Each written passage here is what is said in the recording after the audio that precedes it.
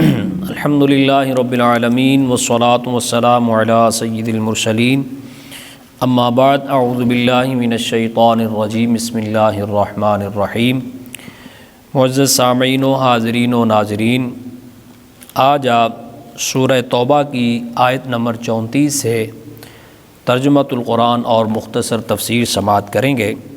اس آیت میں پوپ پادریوں کی حرص مال اس کا ذکر کیا گیا ہے۔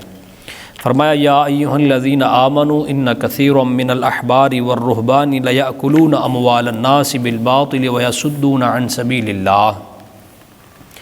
اے ایمان والو، بے شک بہت سے پادری اور روحانی درویش جوگی باطل طریقے سے لوگوں کا مال کھا جاتے ہیں اور اللہ کی راہ سے روکتے ہیں۔ والذین یکنزون الذھب والفضة ولا ينفقونها فی سبیل اللہ فبشرہم بعذاب علیم۔ اور وہ لوگ جو سونا اور چاندی جمع کر کے رکھتے ہیں اور اسے اللہ کی راہ میں خرچ نہیں کرتے، انہیں دردناک عذاب کی خوشخبری سنا دو۔ اس آیت میں یہودیوں اور عیسائیوں کے جو پادری، پوپ، جوگی، جو درویش تھے، ان کا ذکر کیا گیا ہے کہ وہ باطل طریقے سے لوگوں کا مال کھاتے تھے، یعنی کتابوں کے اندر جو کچھ موجود تھا اسے وہ چھپاتے تھے یا تحریف کر دیتے تھے۔ نبی پاک صلی اللہ تعالیٰ علیہ وسلم کی صفت اور نعت جو پہلی کتابوں میں ہے اس کو مٹا دیتے تھے، چھپا لیتے تھے، اور اپنے طرف سے جو مسئلے گھڑتے تھے وہ بیان کرتے تھے تاکہ لوگوں کا مال کھایا جائے۔ یہاں یہ بات بڑی قابل توجہ ہے کہ اللہ تعالیٰ نے ایمان والوں سے یہ بات کہی ہے۔ بڑی قابل توجہ بات ہے کہ خصوصاً علماء، صوفیاء، مذہبی لوگ، خانقاہی لوگ جو مشائخ عظام ہے، بڑی معذرت کے ساتھ وہ اس آیت پر ذرا ڈیپلی غور کریں کہ علم دین حاصل کرنا صرف اس لیے کہ اس سے صرف دنیا کی وجاہت، شہرت، دولت اس کو اکٹھا کیا جائے، یہ بڑی مذموم حرکت ہے اور آخرت کو تباہ کرنے والی بات ہے۔ احادیث میں اس کی شدید مذمت کی گئی ہے۔ چنانچہ ابو داؤد شریف کی ایک روایت ہے، حضرت سیدنا ابو ہریرہ رضی اللہ تعالیٰ عنہ راوی ہیں، رسول کائنات صلی اللہ علیہ وآلہ وسلم کا ارشاد گرامی ہے، آپ نے فرمایا جس نے وہ علم حاصل کیا جو کہ اللہ کی رضا کے لیے حاصل کرنا چاہیے، جس علم کا حاصل کرنا اللہ کی رضامندی ہے، لیکن اگر کسی نے وہ علم جو اللہ کی رضا کے لیے حاصل کرنا تھا، وہ علم اگر کسی نے دنیا حاصل کرنے کے لیے حاصل کیا، تو رسول کریم صلی اللہ علیہ وسلم نے فرمایا قیامت والے دن وہ شخص جنت کی خوشبو بھی نہیں پائے گا، العیاذ باللہ تعالی۔ اللہ تعالی ہم سب کو محفوظ فرمائے۔ اور ایک اور روایت ہے ترمذی شریف کی، حضرت کعب بن مالک راوی ہیں، رسول کائنات صلی اللہ علیہ وآلہ وسلم نے ارشاد فرمایا جو اس لیے علم طلب کرے تاکہ علماء کا مقابلہ کرے، جہلاء سے جھگڑے یا لوگوں کی توجہ اپنی طرف کرے، تو اللہ کے نبی صلی اللہ علیہ وآلہ وسلم کے یہ الفاظ ہیں، ہمیں ڈر جانا چاہیے۔ فرمایا اللہ تعالیٰ اس کو آگ میں داخل کرے گا۔ اسی طرح ایک اور روایت ہے، فرمایا علماء کے سامنے فخر کرنے، بے وقوفوں کے ساتھ جھگڑنے اور مجلس کو آراستہ کرنے کے لیے علم نہ سیکھو، کیونکہ جو ایسا کرے گا اس کو آگ میں داخل کیا جائے گا۔ اور ایک اور روایت ہے ابو داؤد شریف کی ہے، رسول کائنات صلی اللہ علیہ وآلہ وسلم نے ارشاد فرمایا جس نے لوگوں کے دلوں کو اپنے جال میں پھنسانے کے لیے عمدہ گفتگو سیکھی۔ آج معاف کیجئے گا، بڑے بڑے خطباء، علماء، واعظین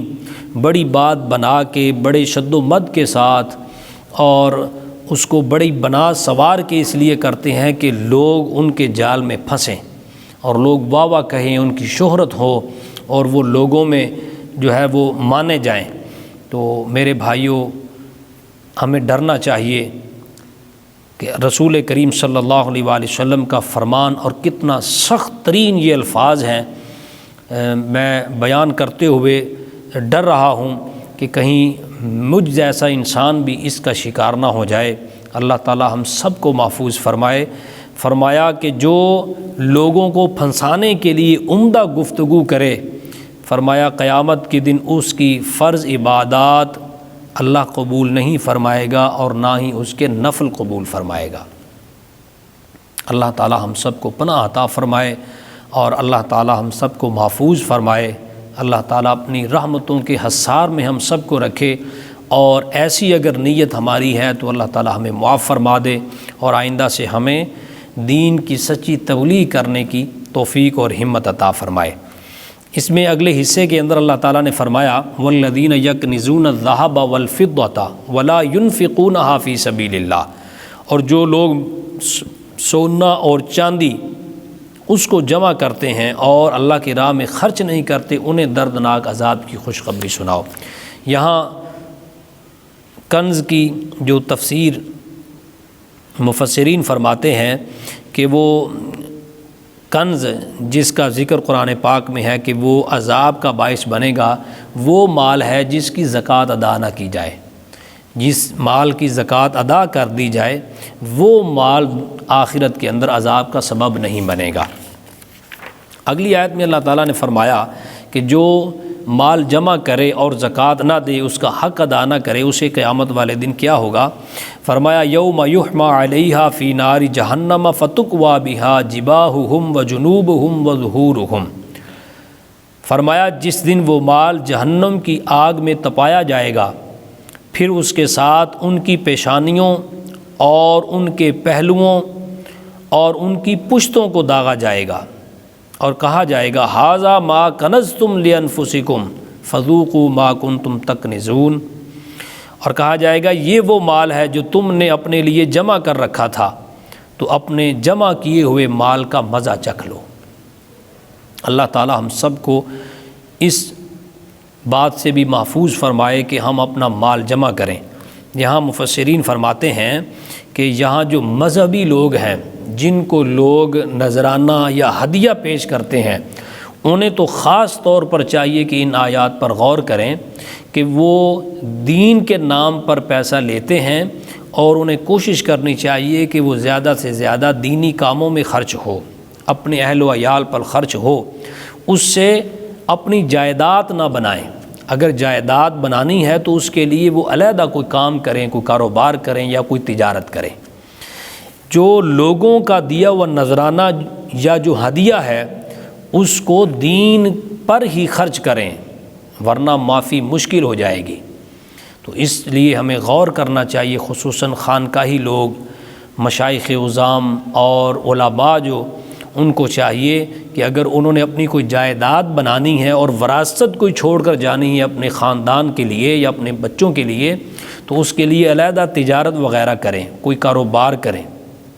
جو لوگ خدمت کرتے ہیں، مذہب کے نام پر ہدیہ دیتے ہیں یا نذرانہ دیتے ہیں، ان کو اپنے لیے خرچ کریں، کتابوں پر خرچ کریں، علماء پر خرچ کریں، دین پر خرچ کریں،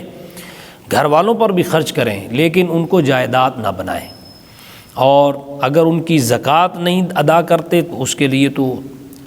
سینکڑوں احادیث ہیں جس میں رسول کائنات صلی اللہ علیہ وآلہ وسلم نے زکوٰۃ نہ ادا کرنے والوں کے لیے جو وعید بیان فرمائی ہے۔ اللہ تعالی ہم سب کو محفوظ فرمائے۔ ایک دو احادیث میں عرض کر دیتا ہوں کہ جس میں نبی کریم صلی اللہ علیہ وآلہ وسلم نے ارشاد فرمایا کہ جو شخص سونے اور چاندی کا مالک ہو اور اس کا حق ادا نہ کرے، یعنی اس کی زکوٰۃ وغیرہ ادا نہ کرے، تو قیامت کے دن اللہ تعالیٰ آگ جو ہے وہ اس کے اندر اس کو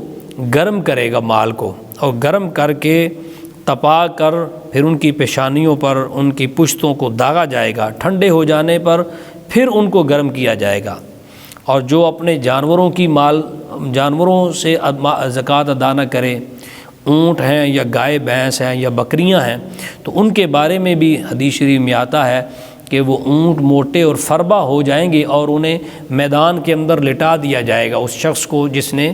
مال رکھا اور زکوٰۃ ادا نہ کی، اور وہ اونٹ اس کو رونتے ہوئے چلیں گے، ایک ٹولی جائے گی دوسری آ جائے گی۔ اسی طرح گائے بھینسوں کی جو زکوٰۃ ادا نہیں کرتے، ان کے بارے میں بھی فرمایا کہ وہ ان کو بھی رونتی ہوئی اپنے سینگوں سے مارتی ہوئی وہ جائیں گی۔ تو اللہ تعالیٰ ہم سب کو محفوظ فرمائے۔ حضرت بریدہ رضی اللہ تعالیٰ عنہ روایت کرتے ہیں، جناب نبی کریم صلی اللہ علیہ وآلہ وسلم نے ارشاد فرمایا کہ جو قوم زکوٰۃ ادا نہیں کرتی اللہ تعالیٰ اسے قحط کے اندر مبتلا کر دیتا ہے۔ جناب فاروق اعظم رضی اللہ تعالیٰ عنہ آپ روایت کرتے ہیں کہ نبی کریم رؤوف الرحیم صلی اللہ علیہ وآلہ وسلم نے ارشاد فرمایا کہ خشکی اور تری میں جو مال تلف ہو جاتا ہے، جس کا نقصان ہو جاتا ہے، وہ اس لیے ہی ہوتا ہے کہ اس مال کی زکوٰۃ ادا نہیں کی ہوتی، اس لیے وہ مال جو ہے وہ تلف ہو جاتا ہے، اس کا نقصان ہوتا ہے۔ اللہ تعالی ہم سب کو محفوظ و مامون فرمائے اور قرآن مجید کا نور ہم سب کو نصیب فرمائے۔ آمین بجاہ النبی الامین صلی اللہ علیہ وآلہ وسلم۔